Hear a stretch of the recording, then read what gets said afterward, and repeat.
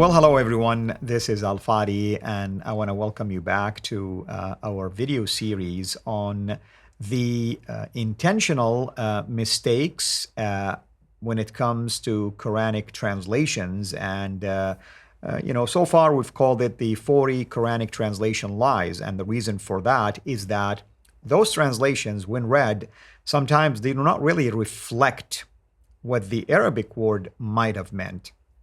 Our guest, Saint Murad, walked us through so far a number of categories that he looked at and isolated certain verses to match those categories. The first category that we talked about was the clumsiness or the lack of detail when it comes to translating certain verses or words in the Quran. The second one is it shows how the Quran sometimes is obsessed with what the Bible is saying about certain words, rather than to look at what is the actual meaning of the Arabic word that was used in the verse of the Quran. Today, we are going to jump into category 3, which is the translations that are based on the Standard Islamic Narrative. Saint Murad, welcome back, and thank you for the work that you have shared with us so far. Thank you for having me once again, Al-Fadi. And right now I will jump straight into the sin or standard Islamic narrative based translations. And let me tell you that all translations, even non Muslim ones, are highly infested with the sin because they do not know better. They do not know of an alternative. So they read it, they read the Arabic text while they have the sin glasses on. Exactly. And before I go into that, I just want to tell the people that the Murad translation is now available, and it's the link will be in the description box. It's the first ever translation, which did not use any Islamic books, any Islamic exegesis, none hadith, no CIRA, nothing, just the Quran, letting the Quran speak. Wonderful. Thank you for sharing this. And we encourage our viewers, of course, to explore this and even go ahead and find a way to get it. So, what about this third category? Now, we will look now at example number 6. And as you can see here, this is the Arabic. It says, Inna alayna jam'ahu wa Qur'ana. So 2 words. But what do you have in English? Mustafa Khattab says, it is certainly upon us to make you memorize and recite it. So you, this is something that he adds so Right. that he shoves the Prophet into it when it's not there. Sahih And by the way, International goes, I want to say something. I've always challenged Muslims to show me in the Arabic Quran where does it require you to memorize. And of course, the reason why I'm asking, because Saint Murad, that they always say, oh, the Quran was preserved through memory. And I say, okay, if that's the case, then where is a command in the Quran that you have to memorize it in order for you to preserve it? And obviously, you can see here the attempt to try to make it look like as if that's what the intent was. exactly. And even the word jama'a, it doesn't mean memorize at It's all. collecting, to collect. Yes. In the Quran, it says jama'a bayna zawjayn, meaning combining between two mates, so the male and the female. Right. But here it says in Sahih International, indeed upon us it's your collection in your heart, whose heart this is supposed to be Muhammad, to make it possible its recitation. This is Sahih International. So I Right. ask you, Al-Fadi, what do you think of this whole sentence that's not there in the Arabic? Right. I mean, you can see that they are adding brackets. At least they're telling you these words are their implicit attempt to try to reveal something in their own mind, not necessarily what the verse is saying. And how do we know, by the way, is that this is talking about Allah or Muhammad or any of these characters in the first place? Exactly. The verse is actually saying, surely upon us is its combination and its reading. But that's not good enough for them. They must distort it and stuff Muhammad in there. That is the sin standard Islamic narrative manifesting like demons. This is the reality. So this is example 6, and now we will move to example 7. The word Jahiliya, what does it mean? It says here, وَلَا تَبَرَّجْنَا تَبَرُّجْ الجَّاهِلِيَّ الْأُولَى. So I ask you, how many words are there? Just 2, right? Correct.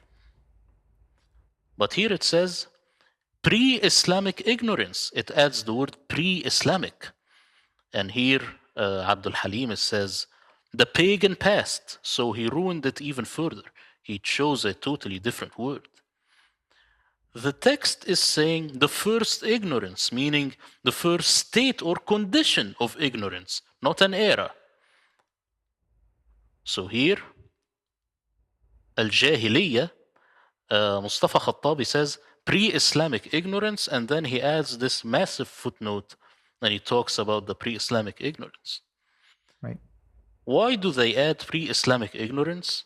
Because they are blinded by the sin, which assumes and asserts that there was a pre-Islamic pagan past, when the Quran actually never says that. It says that you used to be ignorant just as a condition, and it has nothing to do with an era. What do you think? Yeah, I mean, and here you can look at it and say, you used to be ignorant before you knew these things, and now you are not. Exactly, but this is not an era. They try to market it as if this is the era of the pagans and the stone worshippers. No, no, no, no, no. Exactly. It could be It's just every saying you person. used to be ignorant. Yeah, every individual. Let's say spiritually ignorant, and now you've been enlightened. Let's use an example like this. Yes, that's even closer to what the Quranic author is intending than what they are trying to shove here. And it's talking about in the heart. So how can you have an era in the heart, technically speaking? Obviously, it has a different meaning here. Your conscious was ignorant. Your spirit was ignorant. I mean, things of that nature. Exactly. Now here, you will like this one because Dr. J. Smith also loves this one because he talks a lot about how Mecca never actually existed. And as you can see here, in the Arabic it says, لِتُنذِرْ الْقُرَى. What is al-Qura in English, I ask you?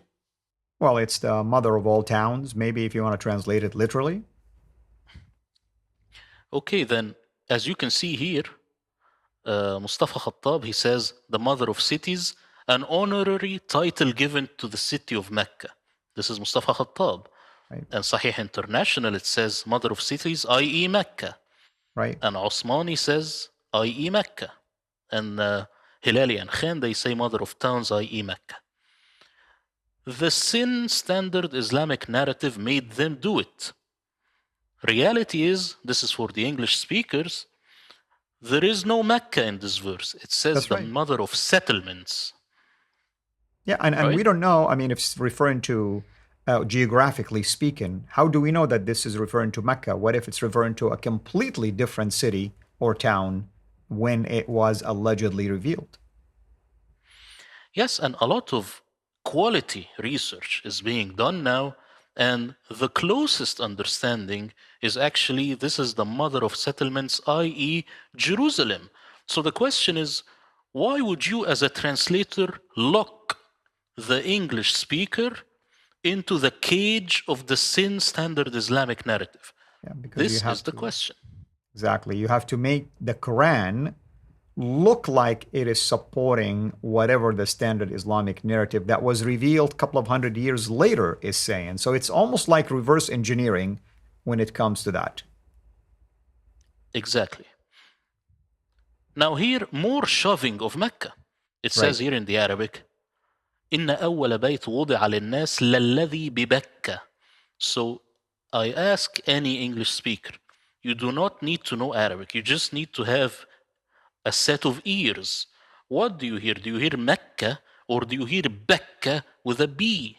Yeah, it's So Bakkah, here, and exactly, it's Bakkah. In fact, there is Al-Baqa Valley. You can argue that this maybe is referring to that, which is northern of, the Holy Land, technically speaking. And if that's the case, it jives with the biblical teaching that when people come for pilgrimage during the seasonal, or at least the biblical pilgrimages that were mandated of people, they go through that valley, and it's referring to the fact that they would be crying and exhausted, and they're eager to get there. Yes, and this is the actual correct understanding. It's Wadi al-Buka, meaning the valley of weeping. But as you can see here, Sahih International says Bakkah, i.e. Mecca. Hilali and Khan, they say Bakkah and then they say Mecca. And here, there is no dignity whatsoever. They just say Mecca. You see? This is a corruption of the text. Exactly. And by the way, just for the record, there are only two references allegedly to Mecca. One uses the word Mecca literally, and this second one uses Bakkah. So you can argue there's only one that clearly states Mecca, assuming we're talking about the same Mecca, of course. I mean, the word Mecca, by the way, doesn't necessarily talk about a town. It could be a place that people flock to. This is one understanding, and also that's why we don't want to just close the Quran over the sin, because it could be Mecca. Mecca could also be Mecca, meaning a battle. So Batn Mecca would be in the midst of a battle, so not even a place. Right. Now, despite the text saying Bakkah, a lot of translations just have it as Mecca because they are blinded by the sin. This hinders academic progress, as it gives the false impression that we know for certainty that Bakkah is Mecca, which is not true. Right. So, in the next time we will talk about the Battle of Badr, and does this actually exist in the Quran? That's Back to you. That's right. Thank you so much, of course, and thank you everyone for joining us. I hope that by now, if you've watched the previous episodes, that you're beginning to develop an understanding of where our guest, Saint Murad, is taking us through this journey and the deep dive that he's doing to convincingly reveal to us and to you, in this case, our viewers, that there is a lot of attempts on the part of the English translators of the Quran to force upon you, the reader or the hearer, in this case, those that do not know Arabic, or maybe even those who read Arabic and hear it in one way, they're trying to show you that the English confirms your understanding of it from an Islamic standard narrative point of view. That's why these shows hopefully will be a good tool for you to be able to utilize them now as a tool to give and take in your dialogue with our Muslim friends, and try to convincingly show them that what they hear or read, not necessarily what the Arabic is intended to say. Thank you, Saint Murad. Thank you, everyone. This is Al Fadi, over and out. Take care.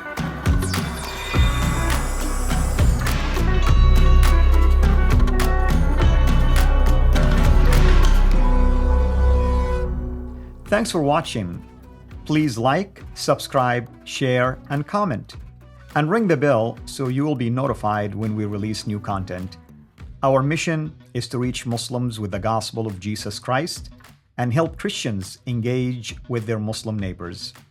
If you want to join us in this life-changing work, please support us on patreon.com/CIRA International, or just click on the link below.